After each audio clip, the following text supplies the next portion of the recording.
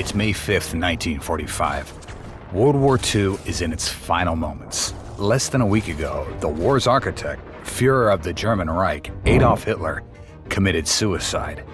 And in just 4 days, the last of his troops will lay down their arms. Yet across the Reich, groups of German soldiers, mostly SS troops, are still offering fanatical resistance.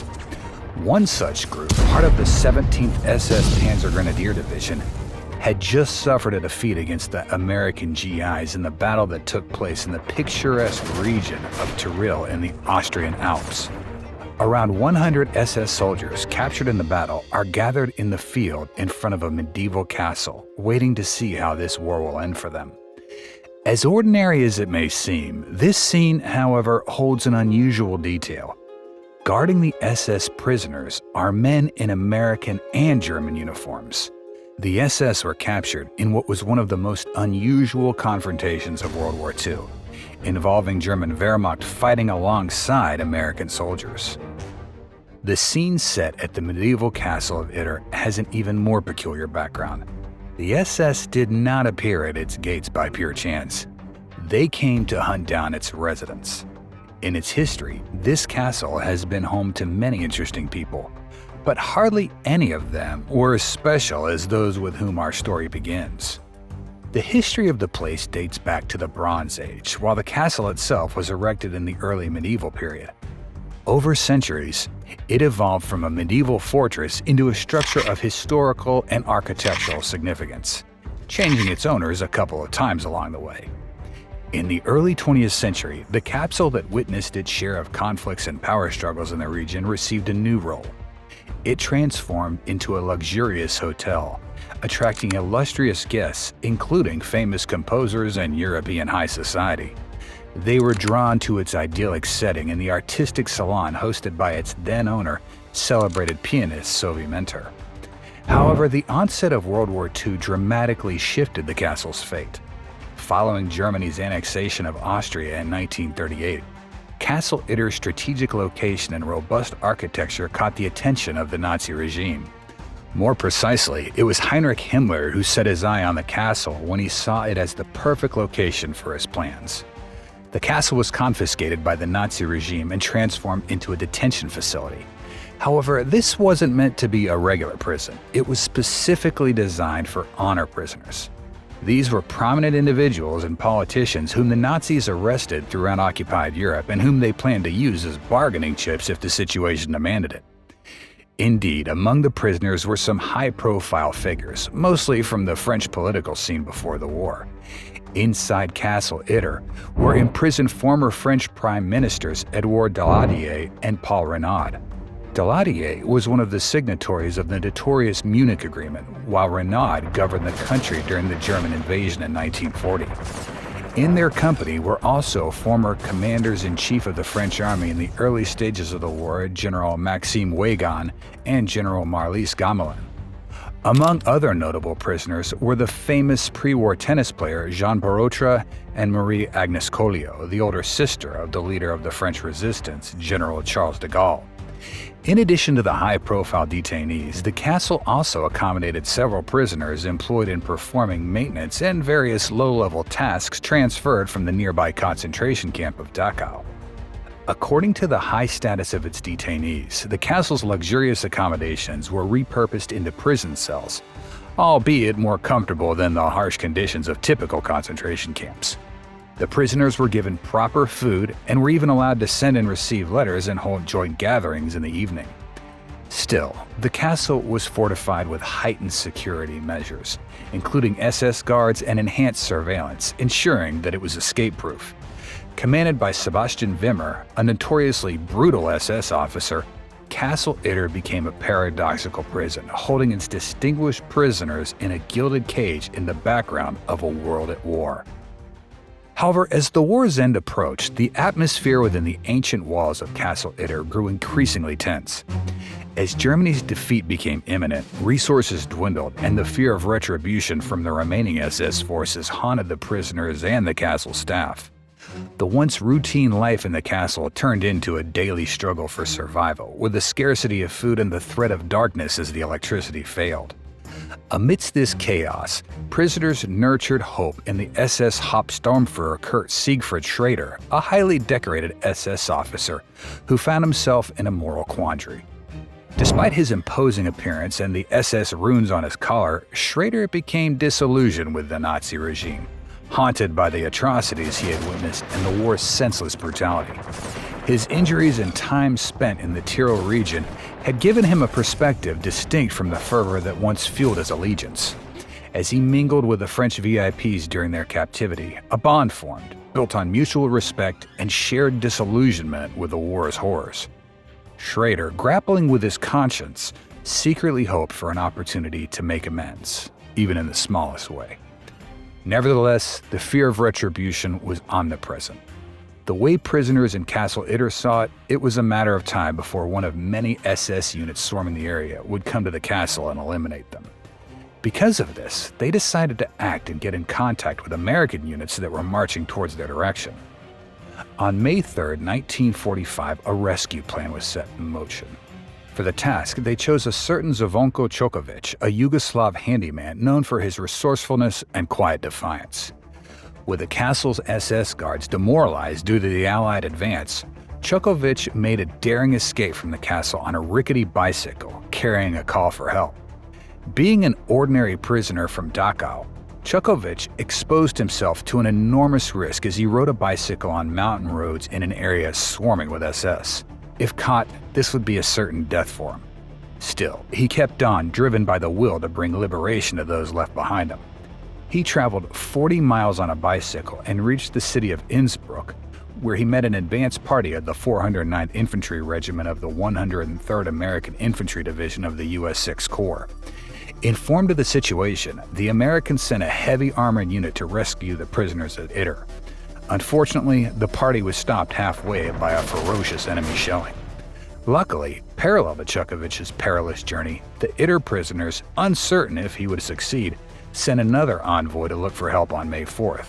Andreas Krobet, the castle's Czech cook, embarked on this secondary mission of deliverance. Like Chokovic, his journey too was a deadly adventure through a terrain teeming with hostile troops. Krobet's goal was to reach Vorgel, to convey the pressing need for rescue to anyone who might be near Krobet to help.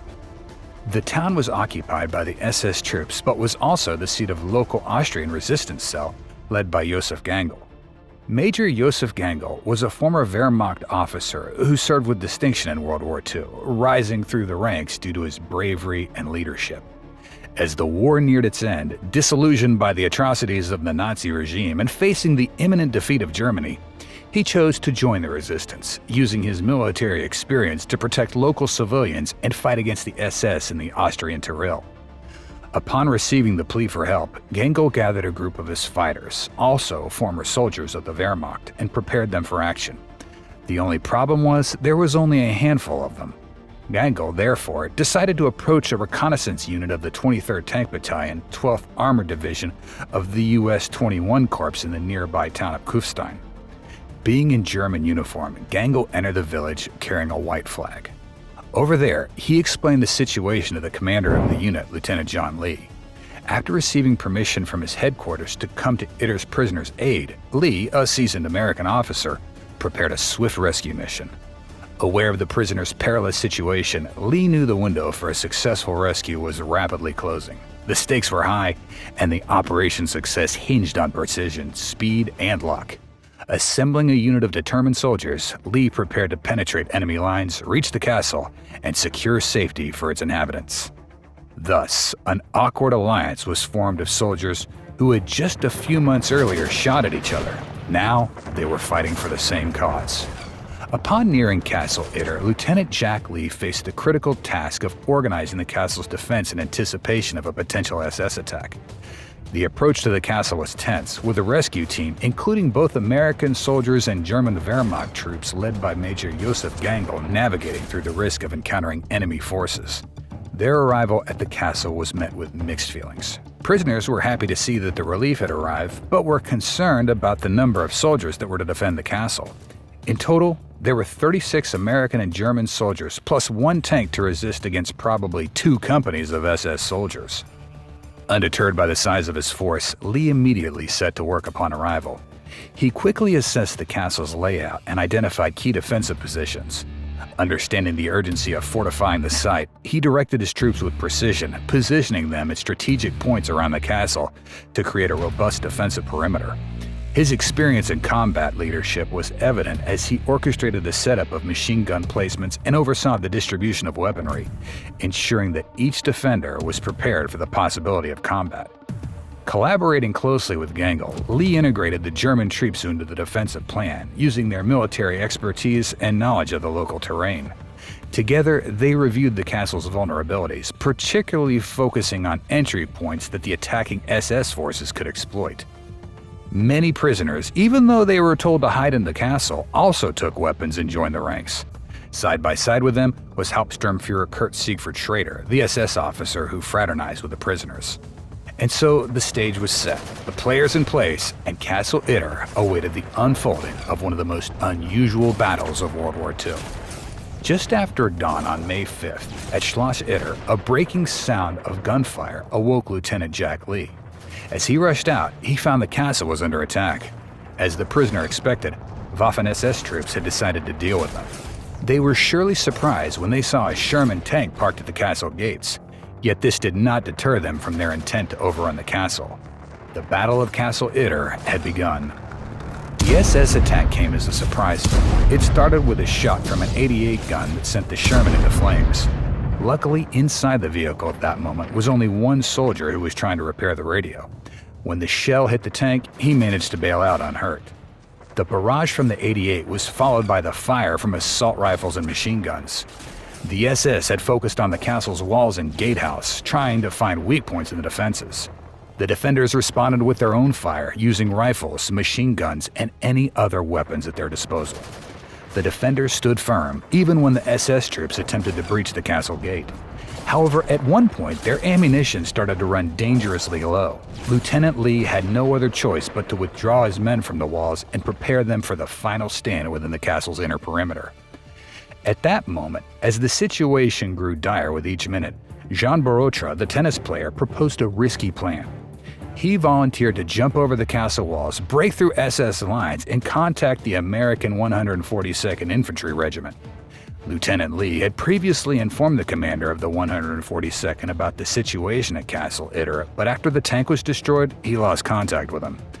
Barotra was supposed to reach them and give them information about the SS disposition around the castle. By some miracle, Barotra succeeded in breaking through invaders' lines and did reach the 142nd. Luckily, a Canadian reporter following the unit recognized Barotra and confirmed his identity. The afternoon had already passed when the 142nd set in motion and moved towards the Castle Itter. Sometime around 1600, the vanguard of the 142nd appeared at the castle. The SS, realizing the arrival of the American forces, intensified their assault, hoping to capture the castle before the reinforcements could tip the scales. Bullets flew, shells exploded, and the ancient walls of Castle Itter shook under the onslaught. But the defenders, bolstered by the sight of the incoming Allies, held their ground with renewed vigor. When the main force of the 142nd arrived, the momentum of the battle had shifted in favor of the defenders. The SS, caught off guard by the ferocity and timing of the counterattack, began to falter. Their lines broke and they retreated into the forest. Their hopes of capturing the castle were gone. However, around 100 SS soldiers failed to bail out and were forced to lay down their arms. Inside Schloss Itter, relief overwhelmed the defenders. They had withstood the siege. Their courage and unity turned what seemed like an inevitable defeat into a triumphant stand. Men who were once sworn enemies were now brothers in arms. Major Josef Gangel, leading the group of German soldiers, was not lucky enough to see this unusual scene. During the battle, he was shot by a sniper round and killed on the spot.